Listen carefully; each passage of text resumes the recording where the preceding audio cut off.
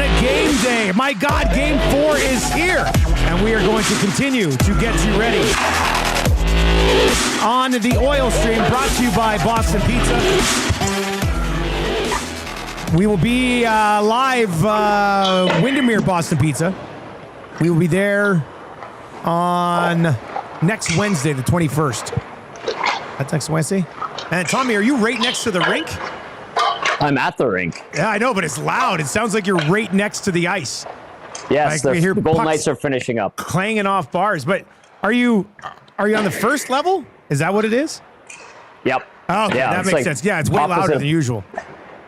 I apologize. No, sorry. that's okay. If it's distracting, I can. No, that's okay, move. buddy. No, I was just was a little surprised right away. Anyway, Rink Tommy is here.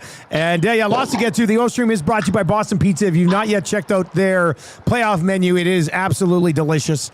I would suggest the poutine that they've got right now, but that triple pepperoni pizza is pretty damn good as well. Jeff says, it's great. I love the sounds of a rink on a game day. Oh, everybody is excited. And Matthias Ekholm is skating again, Tommy. What's going on here? Yeah, some good news. At least he's back on the ice. I've been told that he started skating again, Dusty, which is nice. Now, if you're wondering or hoping that he's back this series, not going to happen. The caveat being he's not expected to be back for at least a few more weeks. I was told, like, at best, if the Oilers make it to the third round, maybe late third round. So some good news, not great, but at least a little bit of an update on Matthias Ekholm. Dusty, I didn't tweet this, but I'll also bring this up. It's an update on Calvin Pickard. I guess he went in for an MRI, and it went better than expected. However, he's still not going to be able to play the rest of this series, it sounds like. The rest of this series? Yep. All right, so what? Say that again? I'm just going to get it out there. So don't expect Calvin Pickard back for this series. Basically. But he's had an MRI. He's had an MRI, and it was not as severe as anticipated, which is good. Could have been way worse, and apparently that wasn't the case. Well, there's that then, I guess, eh? There's that, yeah. And that's why Colin Delia is here. And if people are like, who the hell is Colin Delia? Well, he's played a bunch in the NHL for a number of different teams. He's Chicago, Vancouver, I think Winnipeg briefly. And he's 30 years old, American goaltender. He was the veteran guy that the Condors brought in to help Ollie Rodrigo. And he was in his off-season mode in Florida until yesterday, where the Oilers said, okay, we need some reinforcements. Let's get you up here. He's on the ice right now on the practice rink with the Black Aces. So the Oilers bringing in another goalie in Colin Delia. And I'll remind folks, because I saw some people responding to my tweet last night being like, get him in there. It couldn't be worse than Skinner. The guy has not played hockey in almost a month, so don't expect him to just slide right in. Some people might still say, but Tommy, he still can't be worse than Skinner. That's situation. Incorrect. You know, but that is an incorrect statement. That's what some people would say. All right, so there we go. We start the show with a bang. Matthias Ekholm is skating, but he's still likely weeks away, maybe the end of the third round if the Oilers get to the third round. We think that they will, but let's see how the rest of this thing plays out. And then Calvin Pickard has had an MRI.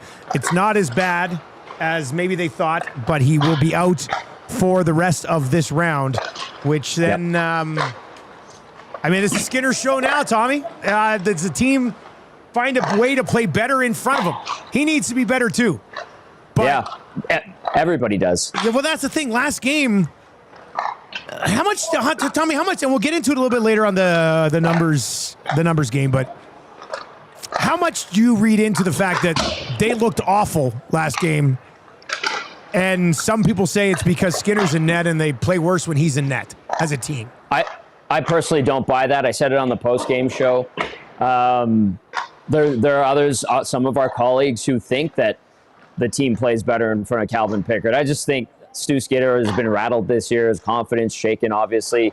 Did not have a particularly strong year. He had some nice stretches, but to me, it's a myth that they play better in front of Calvin Pickard. I'll remind folks that Pickard has made the big save when they've needed it, but I'll also add that he's also let in some stinkers in the 6 games he's won. Edmonton, as a whole, as the 18 skaters that are going to dress tonight, need to play better. Their goaltender, Stu Skinner, needs to play better. And they got a wake-up call in Game 3, losing the way they did. And blowing a lead and scoring on their own net. And I didn't like a lot of the goals that went in. I was flabbergasted by them losing with 0.4 seconds left. I didn't like the way Stu Skinner played it. I didn't like the way Draisaitl and McDavid sold out. I didn't like the way that William Karlsson was surrounded by 3 or 4 guys as he chipped the puck into the zone with 5 seconds left. There was so much of that goal that I hated, just from a hockey standpoint, not even looking at it as like defending the Oilers or anything like that. Or I was like, that was horrible, the way it broke down. Now, what it did is give them a smack in the face that they need to be better, and hopefully they use it and they show up their game and sharpen up, because that's what needs to happen tonight. Because now all of a sudden you've given the Golden Knights hope. Golden Knights are a good team. They have been all season. They won the Pacific Division for a reason. They have championship pedigree. They're not that far removed from the Stanley Cup. And Edmonton has an opportunity here after that wake-up call to buckle down, play a solid game like they have in the past, especially against the LA Kings late in the series, and go back to Vegas with a stranglehold on this series. 780-218-9999, 780-218-9999. You can text us anytime on the Oil Stream, presented to you by Boston Pizza here on Edmonton Sports Talk, which, of course, title sponsor with Play Alberta. Enter the code YAG50 to receive a $50 free bet when you make a $5 minimum deposit. That's for existing and new users. $50 free bet. Use the code YEG50. You can go use it right now on the early bird bet from earlier this morning if you wish. Draisaitl goal, McDavid 2+ assists, and the Oilers to win at plus 425. Let's continue with this, and that would be the fact that at least this morning. Well, Tom, let me ask you this: how much are you reading into this morning's lines? I'll say this. Looks like Kapanen's in for Arvidsson. Arvidsson and Skinner came off very late, and Troy Stetcher was also off early with Emberson out late. So Knobloch in the press conference told us, you can read into them as much as you want. You'll probably be wrong. Like, him and Shoggy have had a thing.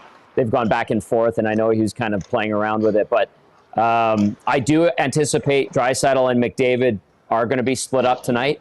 There are some theories out there that, after Leon plays with Connor for a while, he gets a little bit too comfortable. So now if he's back on his own line, driving his own line, that kind of sharpens him up, and that's the hope tonight. So I do anticipate those two will be separated. I do expect to see Kasperi Kapanen play with Victor Arvidsson coming out, and then Troy Stetcher also making his postseason debut for the Oilers. All right, so let's just take a look at what they were kind of rolling with this morning. McDavid with Perry and Hyman, Draisaitl and Nuge with Matthias Janmark, Kane down with Henrique and Brown, and then if Kapanen draws in and Arvidsson is out, let's just go through these top 9 first. Okay. What do you think of Matthias Janmark bumping up into the top 6? In the regular season, I think it's a waste of time. But playoff Janmark, as we know, is a different beast. So give it a shot, sure. And if it doesn't work, switch it up quickly. Start with it. See if he gives you anything. I don't think it's going to be, overwhelmingly great, but you never know. So that's kind of my take on it. And we've seen it a million times before. If something's not working, or we see one thing at morning skate, it's another by the time the puck drops for the game. So that's what I would say. That I don't love it, Dusty. I don't love it. Yeah. But that's what I say. Do you think last game, I don't know, they'd won 6 in a row, had a pretty steady lineup for most of those games. Mm-hmm. They lose one, and all 4 lines are different. At least this morning. I said to Eric this morning, I wouldn't be surprised if, or maybe it was to Jay on the last show, I wouldn't be surprised if he still starts this game like he did the last game.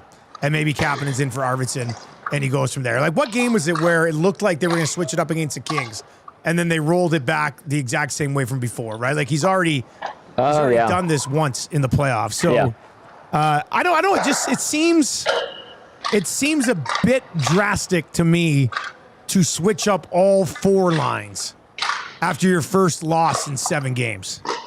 Yeah, but a loss provides an opportunity for a refresh, and I think that's what we're seeing here. So I do think I'll stick with my guns. I think that top line is going to be broken up, the big dogs on their own lines, and again, it'll depend on what's happening in game. If Edmonton's playing steady, consistent, maybe gets another lead, holds it this time instead of gassing it in 54 seconds in ridiculous fashion, like it has a penchant for doing this team, then those lines, or some semblance of what we saw this morning here on the ice at Rogers Place, will stick together. Obviously situational, we know this already, but I'll give it the benefit of the doubt that, you know, the structure of the lineup from what we saw this morning at the morning skate will be generally what we see to start this game tonight.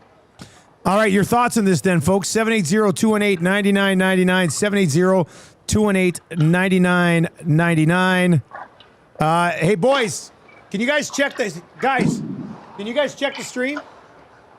Is it okay? I got a bunch of people texting in saying they're hearing Wail the Wolf. It's not on over there? All right. There we go. We'll get that going here right away. All right, 780-218-9999, 780-218-9999. Somebody said, of course Tommy wants Matthias Janmark in the top 6. He's his groomsman. Which is, I do like the idea of you getting married one day, and we're like, oh, who are your groomsmen? And you're like, Matthias Janmark. It's Matthias Janmark? Yeah, I mean, I've had a beer or two with him, but we're not tight or anything like that. That's the extent of our relationship, and, you know, say hello, but we're not there yet. We're building towards that, and I'll tell you one thing, I'm certainly a long way away from marriage. But well played. Whoever wrote that in, I mean, it's a funny thing either way. 780-218-9999.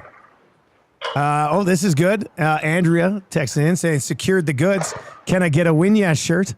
That's nice to see. Well done. Get your Can I Get a Win Yeah shirts available right now at all of 780 locations.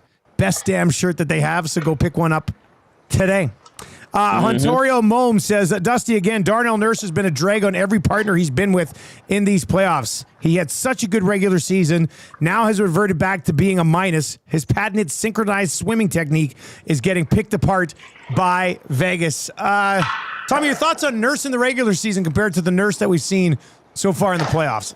I think he's been worse against Vegas than he was against the Kings, but even against the Kings, we were saying he's not as good as he's been during the regular season. I think Ontario Momes, that text was bang on. Darnell Nurse needs to be better. He knows that. I don't know if he gets too excited, too amped up in the playoffs, but the half slide thing is ridiculous. It doesn't work. He did it a lot last game and got burned on it a couple of times. Joaquin called me yesterday and we had a conversation about it. Like, and you know how much Joaquin hates it, and it did. Watching the game the other night, it did frustrate me as well.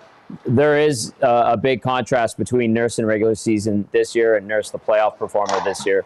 I don't know, man. If it's just like simplifying, staying between the lines, staying on your feet, you know, I feel like those are easy messages to provide him. But like, it's one thing to tell the guy, stop sliding, man. What are you doing? It's costing us. And another for him to actually hear it, absorb it, and utilize this information. But I'm sure they're on him to stop sliding. If they're telling him to slide, I'd be like, what are you guys doing? But I feel like they're probably not. It was tough because the one goal, he was down on all fours in the at the hash marks, and that was the one they threw across for the one timer. And why aren't you? What are you doing down on all fours in a 4-on-2 situation? It just, my God, man, I don't know what he's doing in this series. Me neither. I'm with you. I'm with everybody. It's like, what, you weren't doing that like 3 weeks ago. Why now? What's happened? Are you nervous? Don't be. You've done this before. You've been here before. So let's see if he can clean it up. He's a veteran guy. I always give veterans the benefit of the doubt. They know better. He knows better. He's a better player than that. He showed us again in the regular season. So here's another opportunity for him to make good after a bad night. He's at the forefront of those guys that need to be better than they were in game number 3. So I expect that from him. And if he disappoints again, then we'll talk about it and lambaste him for it. Did they work on line changes at all during the morning skate today? You mean getting back to the bench fast? Yeah, like when to go to the bench and when not to go to the bench. So correct me if I'm wrong, don't watch the puck flutter through the air while not moving your feet, and then look at the bench, and then look back at the play, and then casually skate by to the bench. Don't do that. That's not good. That's not okay, good. I'm just checking, because I've seen the opposite, and it has led directly to goals against. And you know what's sad about that goal, Dusty, the other night? Is you could see that coming a mile away. They got hemmed in their own zone. They were exhausted. Shift. Yeah. They were exhausted. They barely get it out, and then they don't really skate hard to the bench. Like it was just calamity of errors. It was worse than Cass's term of compounding errors. It was a calamity of errors. I'll take it a step further here. Yeah, it was. God, that was bad. That was really bad. It was bad. Yeah. It's games like that one where I'm trying to think how I want to approach the Skinner conversation on this show today, because I've already had the Skinner conversation on a couple of different other shows today. And it's just like, I honestly believe some people believe they make a bad line change in that situation because Skinner's in net and not Pickard. You know, it's just, that's silly. It's a 4-on-2 on Stuart Skinner. People are still going to hang the goal on him when three of their guys, including one of his defensemen, took off to the bench for a line change that you wouldn't get away with in Pee Wee hockey. It's like the whole team with the whole team, and earmuffs, kids. You're not going to like what I'm going to say here, but the whole team, with the exception of Corey Perry, was absolute horseshit in Game 3. Yes. It was. Yeah. I mean, at least in the one game against the Kings, it was just Bouchard sewering them. Like in this, in this one, the whole team just didn't have it. They were bad. I mean, they were spotty at best. They got the lead, which was great, but then they pissed it away. Listen, I'll say this about Stu Skinner. Like the 3 games he's played, he has not been great. He's been okay. He's let in bad goals in every single one of those games. His numbers are absolutely atrocious. But those 3 games, you can make the case were the Oilers' 3 worst games played. The first 2 against LA, they weren't good. They weren't sharp. I think Evander Kane said that they were playing in regular season mode at that time, and then they started to click a little bit after that, obviously. And then game 3, like I think they got too comfortable with their ways, and they thought that, we've got a 2-0 lead, we're going to be good to go. And Vegas woke up, and the Oilers just kept it in cruise control. And unfortunately, they still found a way to get it almost to overtime, miraculously. Yeah. And blew that too, because they were playing so bad. Yeah, two of their 3 losses this year, they let slip away right at the end in the playoffs. Like they've only had 3 losses in these playoffs, and 2 of them should have been going to overtime. Yeah. Yeah, so and weird, crappy goals. Yeah. Weird, crappy goals with many people, including Stuart Skinner, deserve blame for those goals. The Danault goal in Game 1 against LA, and then that Game 3 game winner, it was just horribly played by the 5 guys on the ice and Stu Skinner. I stand by not liking Skinner's style and effort on that last goal by Riley Smith. Stay in your damn net. There's a second left. Like what can he do? Like, and then Draisaitl. I mean, the fact Skinner, that Draisaitl was on the going put it wide. In. Like he's trying to challenge. He was too aggressive. Don't do that. But I also don't agree with everybody's like, just hug your post. What are you talking about? He was straight on, right? Go out, and then push back to your post. Yes. Okay, I guess. But so many people are saying, so many people are saying, don't challenge. What if he doesn't challenge and Riley Smith goes top corner, far side because he's unchecked? That's almost even worse. Well, this is what I'm saying. So, but you got to just be at the top of your crease, and then like he gets a weak shot off. Okay, whatever. Like, but why are we assuming he gets a weak shot off? Like he obviously had time to make a move. I mean, it was a great scoring chance. He had a bad angle. No, he didn't. When he had that puck, that wasn't a bad angle. Stuart Skinner forced him to have the bad angle. Like when he got around McDavid and Draisaitl, he was all alone, just to the left of the hash marks. Yeah, but he didn't have time to go in and tuck it. He had time to go down to the goal line and throw it across and have Draisaitl put it in the net. I think Stu could have just gone to the top of his crease and sat there and would have been fine. Okay, so then what does Smith do if he goes to the top of the crease? Just shoot it into his belly? Try to tuck it, bank it in off of him. I think that's more of a... I think what he still did had was time to make the move, obviously. If he had enough time to be forced wide and put it across. I think he would have run out of time. I think he would have. Anyway. But how would he run out of time if it was more of a straight line to the net than being pushed wide? Because Skinner's at the top. Time? I mean, it's ridiculous we're even talking about this hypothetical, but he would be at the top of his crease. Smith would try to make a move, and it would still take an extra second to make that move. Skinner likely makes the save. That would be my theory on that. On the hypothetical. Let's keep in mind hypothetical. I guess. I don't know. I think... But you're saying he would have scored anyway. Well, no, I'm saying he would have had time to have a good scoring chance anyway. All right? Skinner forced him wide, and he still had enough time to score. If he's coming in straight on you and you're going to back up a little bit, he's going to have time to get a grade. It was a grade A scoring chance one way or the other because the guys in front of him were laying on their bellies. You know, it's... What? Here's another part. Okay, fair. Totally fair. But here's another thing, too, is like, so Skinner goes out and tries to force him, but why is he flopping around? Why can't he stay on his feet and push? He did push. He pushed to the left twice. Yeah, but then he's reaching. You know what I mean? Like, yeah, he why don't you just stay with him? Twice. Use your friggin' shuffle. These goalies work on their shuffles all the time. I do hockey schools in the summer, Dusty, and the most basic thing, I can't remember the name of them, but the shuffles. Work on your shuffles. One way or the other along the ice on your knees. Yeah. Just shuffle with him. If you're forcing him, shuffle, let the time run out. Don't slide and wave your stick because you pushed twice. Like, stick with him. I don't know. Like, anyway, whatever. It doesn't matter. He didn't. They played it poorly. Draisaitl puts it in his own net. They all need to be better. That's the bottom line. Yeah, if the team plays the way they did last night, regardless of how Skinner plays, I mean, they're probably going to lose the hockey game. Like, they can't play the way they did in game in the last game. 780-218-9999. 780-218-9999. Statue Box Production says, the point is, anything other than what he did would have been better. Yeah, but the shot was going wide. You know what I mean? Like, Skinner forced Smith wide to an angle in which he was going to shoot it wide through the crease because he was at such a bad angle. Yeah. The puck wasn't going in. Skinner did his job. Draisaitl also was trying to do his job by naturally keeping that puck out of the net. He didn't. It went off his stick and in. I feel bad for him because he tried to make a play on it. But Stuart Skinner, in the final moments of the hockey game, forced Riley Smith wide and forced him to shoot a puck that was going wide. So I don't know. I mean, he did. Yeah. I mean, I get it.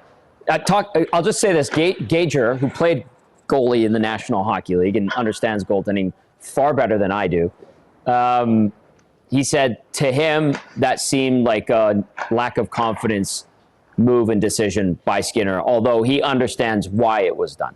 You know what I mean? Because of the time on the clock? Yeah. Yeah. So there's that. Yeah, to me, Skinner's never going to win in this market. Like, if he stays back in his net and Smith snipes it up top, it's late in the game. He's got to challenge him. He comes out and challenges him, forces him wide, and the shot's going wide, and one of his own guys puts it in the net. Well, Skinner can't play like that. You know, it's Dusty. This is why they have to part ways in the offseason. They just can't do it anymore.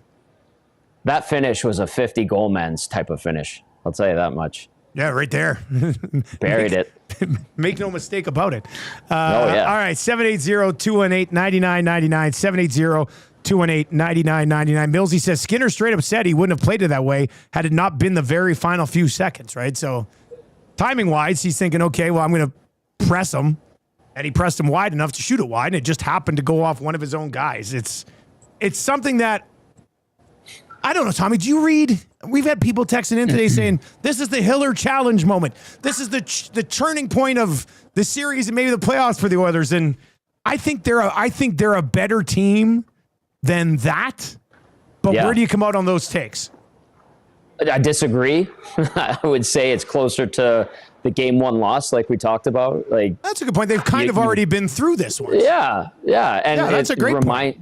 It reminds them that they need to play better, and they got a wake-up call, and they got lucky in that 6-game winning streak. And now you get a chance to reset, refocus, sharpen up, and make the necessary tweaks. and we'll see. Now go out there and do it again like you did in games 1 and 2, but in a way that you're better. I mean, it's as simple as that. I call game 3's loss a wake-up call. And they still almost got to OT and could have won it. Who knows? They weren't playing great, but with McDavid, Draisaitl, anything can happen in overtime. And so it's a wake-up call. That's how I see it. And I would probably relate it more to game 1 of that Kings series than I would to the Hiller call, because that Hiller call, the timing was terrible. The hole it put the Kings in, and the other thing too. I'll add this. We're going into game 4 here, Dusty. Generally, the Edmonton Oilers in the playoffs get better as series progress. So this is now when they should start to be improving and picking up on the tendencies of the Golden Knights and making the necessary tweaks to have a bit of an advantage. This is what they've done the last 2 postseasons, maybe even 3. So I expect a much better game from the Oilers, better strategically, and then obviously execution-wise, if they follow the MO that they've built for themselves here in the postseason. All right, 780-218-9999, 780-218-9999. Raider Jesse texts and says, Skinner didn't do his job. He put himself so out of position. Does it not speak to how Skinner's playing confidence is that he felt necessary to leave his net so far instead of just making a save or challenging the normal amount? Okay, but Raider Jesse, yes. Okay, but what is Stuart Skinner's job is to force the shot wide or make the save. Did he force a shot wide? Yes. Okay, then. I mean, I get it. His job is to either make the save or force the shooter to shoot it wide. Did he do that? Yes, he did. It was unfortunate that Draisaitl didn't realize it was going to go wide, and in that moment, nobody would. You're just trying to save the game, and it went off his stick and in. It's an unfortunate bounce off of Leon. It's tough look. It's just such a weird goal that we're going to debate it for years if they end up losing this series, but I don't think they will. I think they win tonight and are in the driver's seat, and Eric and I are very much hoping that they win this series in 5 so we can have a full-blown gentleman's show for the gentleman's sweep the morning after game 5, in which we will be sipping high tea and wearing our suits and having I really want a gentleman's sweep in 5. Really? We're gonna do it up. We're gonna do it up just fine. Smitty the Welder says his job is to stop the puck, Dusty. His job is to make the save or have the angle to force the shooter to shoot it wide. The shooter was shooting it wide. It happened to bounce off of Leon Draisaitl and go into the net. I'm not even really hanging it on Leon. Like, he was trying to do what he could to keep the puck out of the net, and it went into the net. It happens. If they can't overcome this, then they don't deserve to go on to a Stanley Cup anyway. So 780-218-9999, 780-218-9999 if you want to chime in today. And the chat is a good place today. I'll tell you that. It's I bet. Well, it's good. The text line is good as well. Let's get to this. I'm going to come back around to a few of your comments, some of which are ill-advised, but I'll get to them today. I'm in that type of mood. But let's dive into your Popeyes spicy headlines.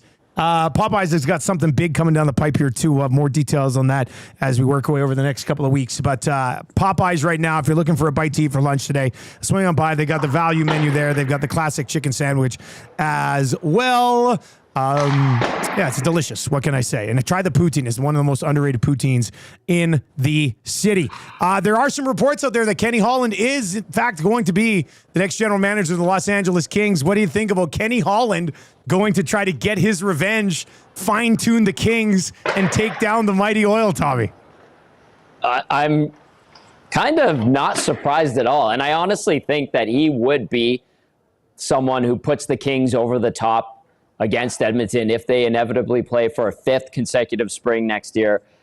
The guy knows how to build winning hockey teams. Is he perfect at it? No. Is he one of the best at it all time? Yeah. And yes, he was benefited with having, Yzerman and Fedorov, but he was with that Wings organization as a scout and then as assistant GM and helped make sure that team stayed at the top. And yes, he had the resources available to him from the Ilitch family, but the guy knows how to put together a winning team. He did it here for 5 freaking years, and he did it last year with one hand tied behind his back by, upper management because he was on the way out. So, in a bizarre twist of fate, I think Ken Holland, along with Bornfogel and whoever else Ken Holland does in the future bring in to LA, would be enough to get the Kings over the hump versus the Oilers, just because that's kind of what he's good at doing, man. Like, he knows. I think it's hilarious. I think it just adds to the rivalry between the Oilers and the Kings. And I know how seething mad Kings players, staff, and management were that they lost again to the Edmonton Oilers. You heard Warren Fogel's comments about he thought that they were the better team most of that series. I don't think he was right in saying that. I disagree, but I do think at times the Kings were better than the Oilers. I think Ken Holland might be the right guy to make the proper tweaks and get this Kings team from a really good one into contender mode. What say you on this front? 780-218-9999. I know Ken Holland's best days might be behind him, but if I'm an Oilers fan, I'm a little worried about this. Ken Holland turned your team around. Who's to say he can't find 2 or 3 guys that push the Kings past you? That would be, man, the Oilers are up 2-1 in this series right now. I'm already looking ahead to be can you imagine next year if they play the Kings in the first round and they lose because of a couple of good additions that Ken Holland made when he could still be, Yep. God, I love it. I mean, that's, the Oilers and Kings did not need another jolt to this rivalry. If you view it as a rivalry for a team that lost 4 times, but I'm here for this. I like this idea. I think this will be terrific. Penner's Pancake says, so Holland offer sheets Boosh 7 years, 11.75 per. Well, they got to they already have Brent Clark. I was going to say they got to get a righty to replace Doughty. But Brent Clark's a good young offensive defenseman as well. Huntoria Mome says, Kempe to the Oilers for Skinner and Perry. Sounds like a Holland trade. Yeah, that would be good. Could you imagine? Vane Retsky says, Brant Clark, $9.5 million incoming. We laugh at it now, but we'll not laugh at it tonight when Darnell Nurse is laying flat on his belly at the hash marks again. Good point. All right, 780-218-9999. 780-218-9999 is where you can get in as well. Ken Holland looks like he will be the general manager of the Los Angeles Kings. Let's dive into your numbers game for Play Alberta. If you've not taken advantage of that $5 minimum deposit, $50 free bet, YAG50 code, you're going to want to do that now. Just hop online. You can get the app or you go to playalberta.ca. Whether you have an account or you want to sign up for one, you deposit $5, you get a $50 free bet with the code YAG50. And, I know everybody, they don't like trying new things and stuff, but once you start to get the handle for the Play Alberta website, it's pretty smooth, actually. I'm really starting to become a fan here. So you click on EST Specials to see what we've got locked and loaded over there today. Tommy, we hit on this a little bit earlier, and I want to come back around to, so I didn't want to dive too much into the numbers. But, and I'm asking this genuine, I don't have the answer to it. I'm very curious about this. I saw it earlier today. I did not save it. I don't have it in front of me, but I think I remember the ballpark numbers. If somebody knows the tweet that had it on, please pass it along. But it was something along the lines of the Oilers' expected goals for with Pickard in net is 60. And their expected goals for, not goals against, expected goals for percentage is 60 with Pickard in net and 44 with Stuart Skinner in net. This is, and I have never personally related goaltending to expected goals for at the other end of the ice. But it's such a drastic difference. Do we have to read into it when it's that much of a difference? Those are expected whatever stats are stupid. They're the worst ones out there. They create these false narratives and senses of hope. So I think it's stupid. It's pretty drastic difference though from guy to guy. Yeah, sure, but even though it shouldn't make a huge difference. It's a drastic difference in a fake stat. That's how I describe that. Well, I don't know if I'd say a fake stat. I mean, it's a stat. To me, it's ridiculous. I don't have any time for expected per whatever. I think all those stats are ridiculous. It's just an indicator of what happened and transpired in the game. I actually had a conversation with the scout from another team the other night, and I started throwing some stats out at him, and it was not facetious, but I was just to kind of test him in regard to some advanced analytics, and I threw some expected stuff at him, and he's like, get out of here with that BS. And he walked away. He's like, I need to go. I can't listen to these stats. And I'm like, yeah, I have a hard time stomaching them myself. So that's what I'll say to that. People know I have no time for those expected above average, below average, this goalie starts. To me, they're non-factors. They don't mean diddly squat to me. All right, so what do you say? 780-218-9999, 780-218-9999. Let's get into a few of them. I'm just trying to make sense of it. I'm not trying to shade anybody. I'm curious about it. How can I'll throw shade on. I don't care for them. I think it's fun to talk about, but it means nothing. It just, you know what it tells you? When Stuart Skinner plays in net, they haven't scored as many goals. When Calvin Pecker's played, they'd score more goals. Like, okay. Yeah, they score like 1.5 more goals per game with Calvin. Does that have anything to do with their goal? No, it doesn't have anything to do with the goal. It shouldn't, but I'm starting to think maybe it does, but I don't know how. It's such a drastic difference that I kind of want to dive into it more. Like, is it? What's there to dive into? Well, does the team not attack as much when Stuart Skinner's in net because they feel like they need to play more conservatively? I think that's a fair part of the conversation. Some people think that. I disagree. I just think that they played the numbers back poorly with Stu Skinner. Right? Like, 780-218-9999, 780-218-9999. Let's get to a few of your comments. Walking Campbell's Cat says it's because they're nervous in front of Skinner. They're always worried that he's going to let in a bad one. Ron over there says, is that because the guys feel they need to play back more defensively with Skinner in net and they don't take as many chances? Well, they don't play back more defensively when he's in net. They play poorly defensively when he's in net. I mean, they seem to push more offensively, though, when Pickard's in net. So it's not like they're sacrificing offense to play bad defense in front of Stuart Skinner. They are. It's like they're sacrificing some offense to try to play. And I would agree with you. I mean, I don't think they play very well defensively, to be honest with you, with either guy. I mean, Pickard's made some pretty damn good saves along the way as well. But yes, yeah, he has. He's also let in some stinkers. He's had a few stinkers as well. But 6-0 is pretty telling. That is a very impressive. He's played well enough to get them those wins, and that you can't overlook that at all.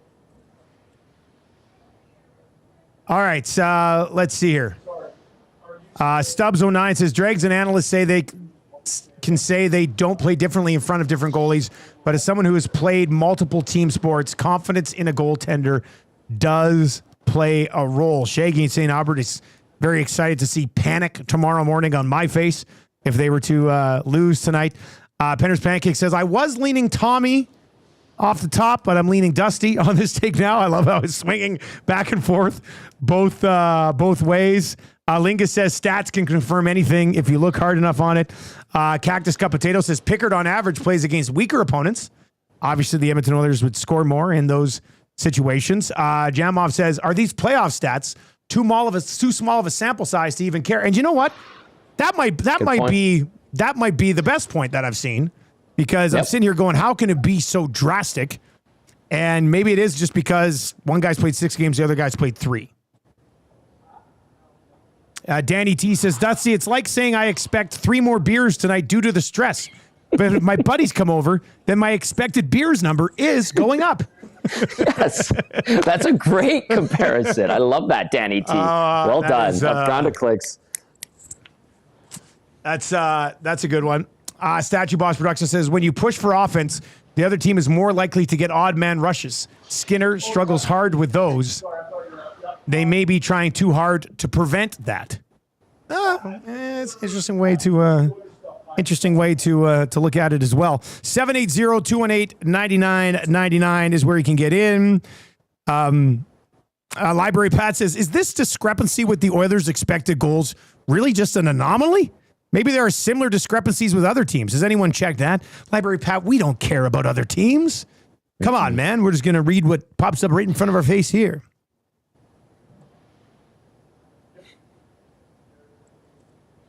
Guys, they play worse defensively in front of Skinner, so they're playing more conservatively than they are. So Han Shortkov says they play worse defensively in front of Skinner, so if they are playing more conservatively, then they are doing it wrong. And this one from Calbert today says, Kapanen is in tonight for Arvidsson. And, yeah, by all accounts, it looked like that very well could be the case, I guess. Yeah, well, Kapanen was off early, and Arvidsson... I mean, Jeff Skinner not going to stay out there much later if he's playing tonight. No, they were on significantly longer than they were skating with the scratches. So I don't expect to see Arvidsson tonight, unfortunately. All right, so this is interesting. Swainer, we'll throw this into the numbers game as well. Then we'll get back to more of your text messages. Best plus minus over the first 10 NHL playoff games of a player's career. Number 5 on the list, Dan Langevin. Number 4 on the list, Andre Benoit. Number 3 on the list, Henrik Talinder.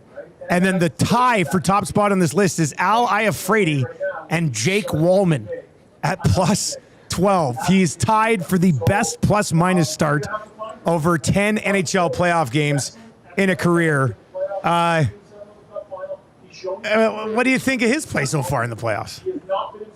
Surprisingly good, honestly. Like, not perfect, and there's been some oopses and some misguided plays that have occurred, but overall, I think you're happy with Jake Wallman and what he's given you so far in his first postseason, and that is a crazy stat. And, you're going through, was it Andre Benjamin or whoever, and the only guy I recognized on there outside of Iafrate was Henrik Talinder, so definitely very different defensemen on that list. Some guys that I've never heard of. And then I think ultimately it just means that Wallman it's an indicator. Plus minus isn't be all end all, obviously, but it's an indicator that generally he's on for more goals for, and that would indicate that he is, for the most part, doing the right thing out there and giving you pretty consistent defensive play and then also contributing offensively. So I think that's a plus and a bit of a bonus, and just that plus minus stat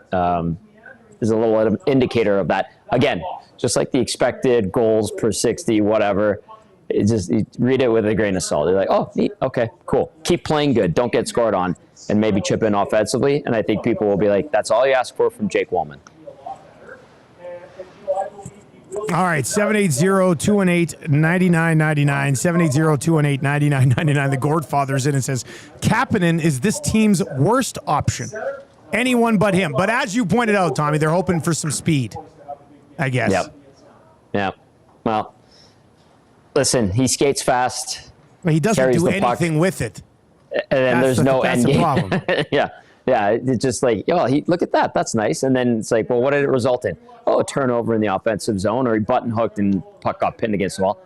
Well, I guess that's something. To me, it's not good enough, but, they wanted to switch it up. And I'll say this about Kapanen, too. You know what? He's built like a tank, and he's bigger and heavier than Victor Arvidsson. So maybe that's something they're looking for a little bit more of. Maybe he can possess the puck better than Arvidsson. Although Arvidsson's always in the right areas. He's feisty. He digs in there. But Kapanen, maybe they want to play just a steadier, stronger game, and Kapanen can do that. Loomis over in the chat says, Wes McCauley reffing tonight. We're screwed. Tell Rashog to be quiet. My God. He's doing a Sports Center hit right now, isn't he? He is. He's yelling, too. Pretty much hear everything that he's doing over there. Kasperi Kapanen pops up in the chat, says he's ready to go. So that's nice. Whack-a-mole Aura. They will bounce back. It's going to be a juicy game tonight. Kasperi Kapanen again says, my first goal tonight is dedicated to Tom and his bad takes. All right. Okay. Well, I had Chief Andy over there says looking for speed, more like looking for a player to stay on his skates and not flop around much like a fish. Yeah, what's and up? that's fair. That's a good point. Jay and I were talking about, like, he's got a low center of gravity. How does a little guy like him end up on the ice so often? He sells out, man. Sells out. Does everything he can to win that battle. No, I don't know. He's itty bitty and he falls down all the time. He spills. I mean, he does go flying into things pretty much at full speed. Yeah. Like, he's not usually gliding into contact. No. But it is weird and kind of like, why'd you do it like that? But he's been doing it for a long time in this league. He's had success, and I don't think he's going to change his ways. But we'll see how long this Kapanen experiment lasts. Maybe it's what they need, and his type of game suits what style of play they're going for tonight. Who knows? Or it could be one and done.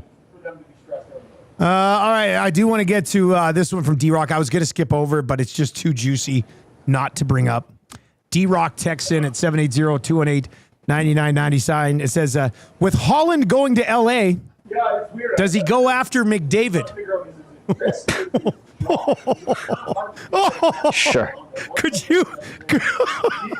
I mean, that I laugh because it's so ridiculous. But could you imagine the Edmonton Oilers replace Ken Holland with Connor McDavid's agent to take over the organization? Ken Holland goes to LA and convinces McDavid to come there as an unrestricted free agent. There's no way Connor would do that to the Oilers fan base. That would be the all-time biggest kick in the balls. That is pretty funny, though. No, I don't think hilarious. So. It's hilarious. It's super scary to think of, but my God. Yeah, the other, it reminds me of, like, was it last summer? People are like, oh, Draisaitl signs, but don't say that means it's automatic for Connor to sign it. Like, come on, you guys.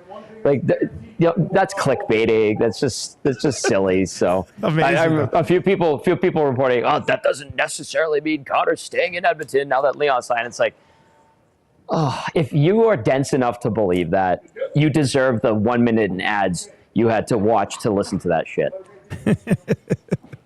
All right, Kasperi Kapanen, if he does draw in tonight, has played 38 career playoff games. Many of them were with the Leafs, so I don't know if those count. He also played 13 with the Penguins. He actually had a run where he was in the playoffs for 6 consecutive years. He has 13 points in his 38 career playoff games, has not played in the playoffs since the spring of 2022. So it would be 3 years between playoff games for Kapanen, should he actually, and it does look like he will, but should he go tonight, be the first time for Kapanen in about 3 years. Tommy, is this going to be a high scoring game tonight? Do you think? Is that what we're seeing? Yeah. Take the over. I was right. Take that, Kasperi Kapanen, and my bad takes. I'm always right. I'm actually pretty excited because got our hands on tickets today. I'm going to take Marshall to his first ever playoff game tonight. It's going to be loud in here. Oh, it's going to be wild. Myself and the guy I coach with this year are going to take our 10-year-olds to the game tonight. It'll be the first playoff game for either of them. So it's going to be, I cannot wait to see, like, just do it for my son and all the other kids who get there for their first ever playoff game, who have a chance to stay up on a school night and basically live their dream tonight. Get it done for those guys. If I have to if we're driving home and Marshall's in tears, it's gonna hurt my heart as a father if he doesn't get to live his dream tonight. You know, if it's any solace to Marshall, he can come down to the ice house after, and I'll get him his first round or two of beer. I don't know if Marshall's allowed in the ice house at 11 o'clock, but yeah. One day. That would be funny. Smitty the Welder says you better stay for the whole game, Dusty. Loomis says make sure you bring some hearing protection for Marshall. Sobkirk says do it for the Barracuda. Yes. Yeah. And Profane says it'll be that loud until Stu lets in the first shot. Yeah. I don't. It's gonna. I am I'm very excited to see how he reacts to being in that crowd tonight. Like he's watched, it's a good night as a parent. I'm excited to see how he takes it all in. I'm also excited to see that if it's 4-0 Vegas after the second, if he's so angry, he's like, Dad, take me home. It's a school night. Like we'll see how that goes. But it'd be great to be there with my boy if they win and he gets to experience that tonight. Now, here's a funny scenario. What if they're down, the Oilers are in this game, and Marshall's like, Daddy, can I borrow your phone to watch Blue Bombers training camp clips? I don't think he's there just yet. Rip City Step over in the chat says, I work for EST. Marshall getting past the usher at the Ice House at 11 p.m. Walk right in, sir. That's kind of funny, actually. Danny T says, experiencing Singing O Canada in the playoffs for the first time is pretty incredible. Marshall will absolutely love it. Yeah, and he gets to come with one of his buddies too. So it's going to be an all-time night for him. I can't wait to talk about it on the show tomorrow. Hopefully it goes well and he has the best night of his life. Waddy in Cloverdale says, Dusty, Marshall has to wear that wig tonight. That'll be good. Leon's body language says, damn, core memory unlocked for the Barracuda. 30 years old, and I've never even seen my team in the playoffs. So, yeah, no, he's a lucky boy. There's no doubt about that. It should be a good time tonight. Tommy, what do you got coming up on pre and post tonight? What's the plan? Yeah, so we'll be at the Ice House. Reminder that Game 5, we're going to be at Hudson's White Avenue. It's going to be great. And we've got Ken Bulkey from Sin Bin Vegas. He'll be stopping by early on in the show. And then a special 2 guests that are coming on at once, or at least we're planning for it. Okay. Ryan Holt, and head coach of the Bakersfield Condors, Colin Chalk, is going to come by as well. Sounds like that's the plan. And then you're going to hear from Cass at about 7. We'll go inside the room a couple of times too. And obviously we'll take as many texts and nasty chats as we can. So we'll get you set. It's going to be a fun show, busy. It's going to be fun at the Ice House. Book a table if you want to come down and hang out with us. I might even buy you a beer. Bad Andy texting and says, Dusty, I'm 52 years old, and my dad took me to my first playoff game when the Oilers won their first cup. It's a memory that I cherish every single day. So, yeah, but just one of those nights tonight. I hope it's a positive experience and one that he'll remember fondly for a long, long time. And if you see us tonight, I'll be the guy wearing the "Can I get a Winya shirt?" Winya, my Mazak. That's what I'm talking about. All right, we are 5 likes away from changing 100. Great oil stream today, Tommy. Good stuff from the rink. Good stuff on Ekholm and Pickard as well. All conversations that will continue. EST Afternoons is coming up next. Hernan Salas, Joaquin Gage, locked and loaded for you. That'll lead into the Reed Wilkins show from 3 until 6. And then at the Ice House tonight, right across from the ring, pop on by, see Tommy. He will be there from 6 until 7:30, leading up to puck drop. And then obviously post game to follow as well. Enjoy the game tonight, everybody. I think we're going to be talking about a win tomorrow. I might be wrong, but I think we'll be talking about a win tomorrow. Enjoy the game. We'll chat then. Take it easy.